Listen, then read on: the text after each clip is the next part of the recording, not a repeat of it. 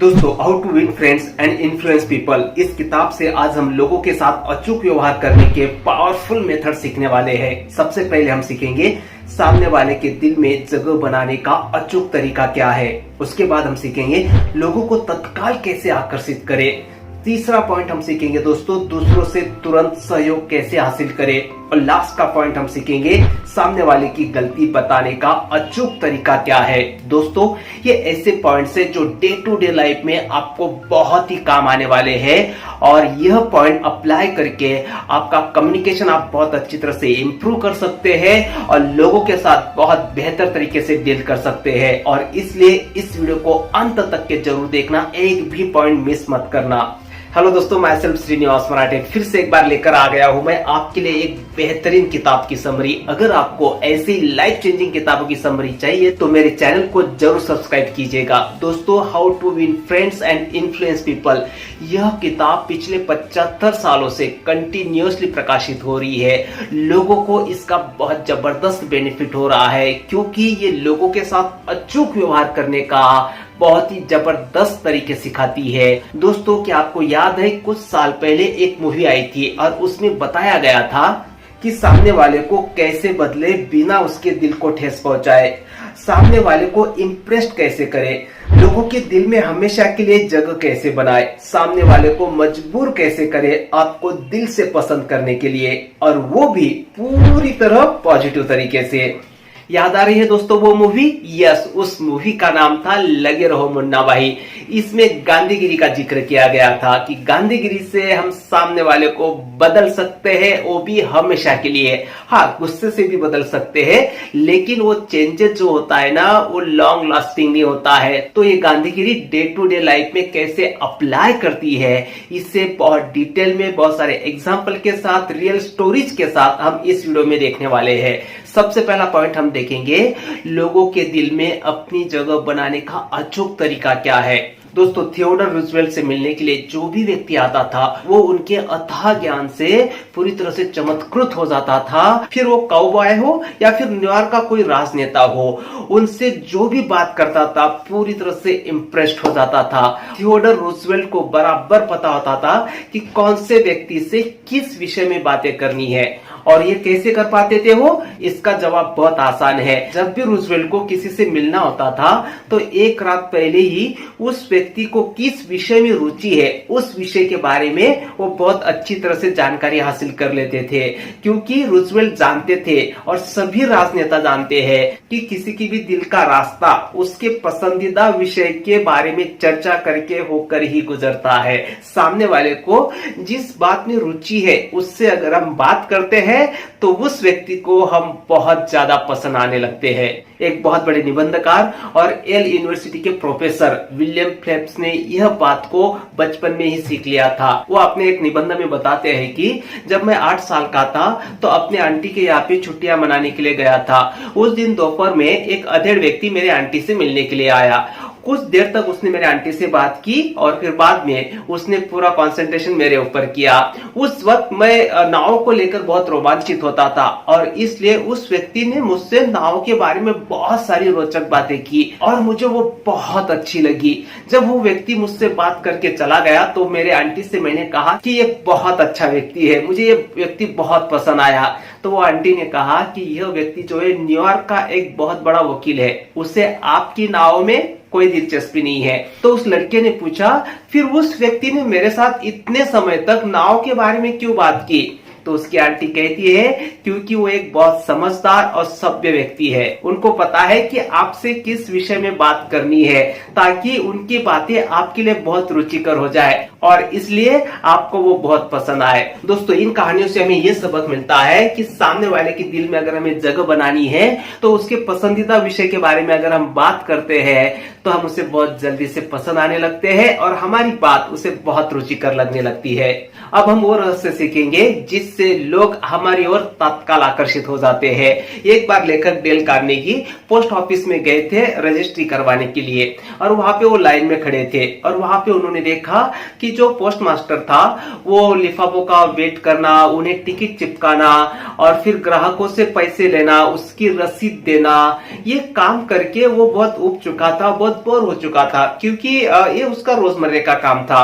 और जब लेखक ने देखा तो उन्होंने सोचा मैं इस पोस्ट मास्टर से ऐसी बातें करूंगा जो उसे पसंद आए, जिससे वो बहुत खुश हो जाए और मेरी बातें उसे बहुत अच्छी लगने लगे और वो उत्साह से भर जाए।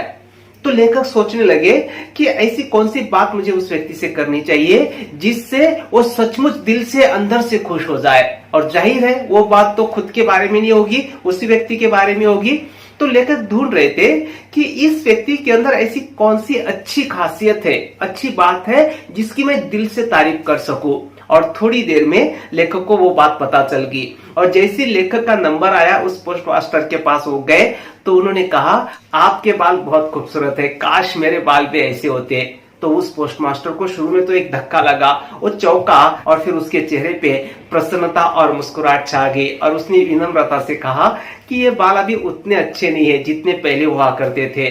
तो लेखक ने कहा भले ही ये अभी उतने अच्छे नहीं है लेकिन अभी भी बहुत ही आकर्षक है। और थोड़ी देर बाद जब लेखक ने उस व्यक्ति से बातें की, उसके बाद जब लेखक जाने लगे वहां से, तो उस पोस्ट मास्टर का आखिरी सेंटेंस था कि काफी लोगों ने मेरे बालों की तारीफ की है। लेखक बताते हैं इस किताब में कि मैं शर्त लगा के कहता हूं कि जब वो व्यक्ति लंच करने के लिए गया होगा ना तो हवा में उड़ता हुआ गया होगा, जब वो घर पे गया होगा तो अपनी बीवी से उसने ये बात का जरूर जिक्र किया होगा, और मैं शर्त लगा सकता हूं उसने फिर से एक बार आईने में खुद के बालों को देखा होगा और मन ही मन कहा होगा वाह मेरे बाल तो सचमुच खूबसूरत है। लेखक कहते हैं इस किताब में कि किसी को भी सस्ती चापलूसी और झूठी तारीफ बिल्कुल पसंद नहीं आती, लेकिन हाँ हर कोई सच्ची प्रशंसा जरूर पसंद करता है। जब भी किसी की तारीफ करो तो वो सच्ची होनी चाहिए और पूरे दिल से होनी चाहिए। जब आप सामने वाले की दिल खोलकर तारीफ करते हो ना तो वो व्यक्ति आपकी ओर तुरंत आकर्षित हो जाता है।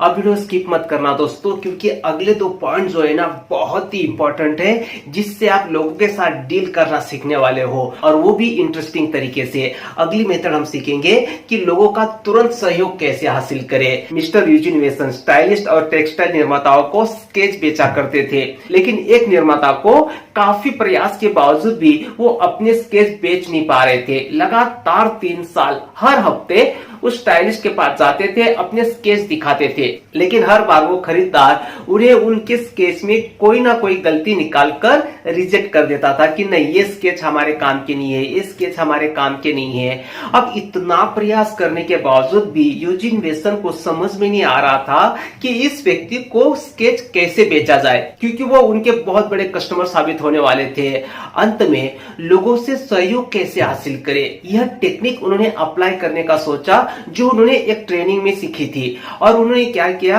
आधे दर्जन स्केच जो है वो आधे बने हुए थे, पूरे नहीं बनाए उन्होंने, और उसके पास चले गए, खरीदार के पास चले गए और उनसे कहा मुझे आपकी मदद की जरूरत है, ये स्केचेस मैंने आधे अधूरे बनाए हैं, मुझे समझ में नहीं आ रहा है कि इनको बेहतर कैसे बनाऊं ताकि आप इनको इस्तेमाल कर सके, आप मुझे थोड़ा सुझाव दीजिए इनको बेहतर बनाने के लिए।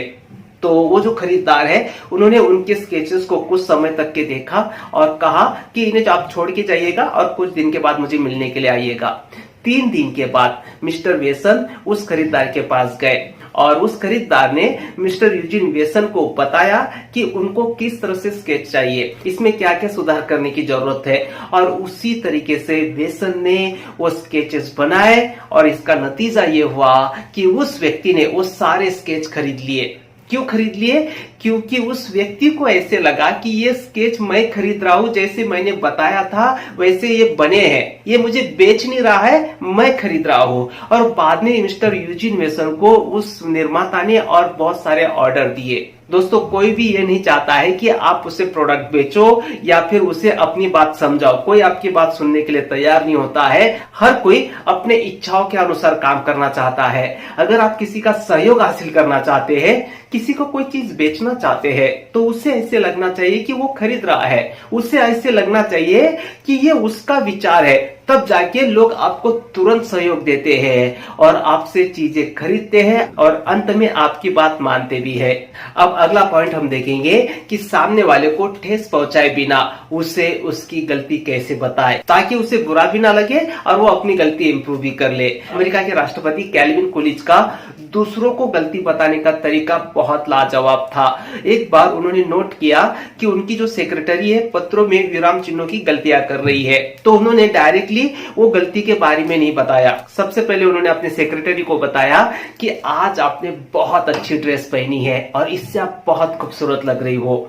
अमेरिका के राष्ट्रपति जब पर्सनली अपनी सेक्रेटरी की तारीफ कर रहे थे तो उस सेक्रेटरी को बहुत अच्छा लगा, वो तो शर्मा गई। इसके तुरंत बाद राष्ट्रपति ने बताया कि अब ज्यादा फुलकर कुप्पा होने की जरूरत नहीं है, मैं तुम्हें कुछ और अच्छी बात बताने वाला था। इसके आगे मैं उम्मीद करूंगा कि आप पत्रों में विराम चिन्हों की गलतियां कम करेगी। लेखक बताते हैं कि उनका जो तरीका था शायद बहुत स्पष्ट था लेकिन मनोविज्ञान बहुत बढ़िया था।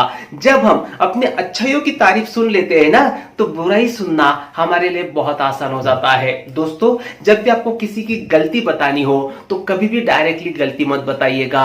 पहले उस व्यक्ति के अंदर ऐसी कौन सी अच्छी बात है पहले उसे नोट करो, उसकी दिल से तारीफ करो और उसके बाद उसकी गलती बताओ। जब वो अपनी अच्छाई सुन लेगा ना तो गलती सुनना उसके लिए आसान हो जाएगा, उसके दिल को ठेस नहीं पहुंचेगी। दोस्तों, ये जो किताब है how to win friends and influence people, इसमें सारी टेक्निक इसी तरीके से बताई है। हर टेक्निक को समझाने के लिए रियल एग्जांपल और स्टोरीज बताई है, जिससे ये किताब बहुत रोचक सिद्ध हुई है। इसकी लिंक मैं आपको डिस्क्रिप्शन में दे दूंगा, आप इसे जरूर पढ़ना। ये वीडियो आपको कैसे लगा मुझे जरूर बताना कमेंट्स करके। मिलते हैं फिर से अगले वीडियो में एक बहुत पावरफुल किताब के साथ। तब तक के लिए thank you, bye bye, take care, शुक्रिया।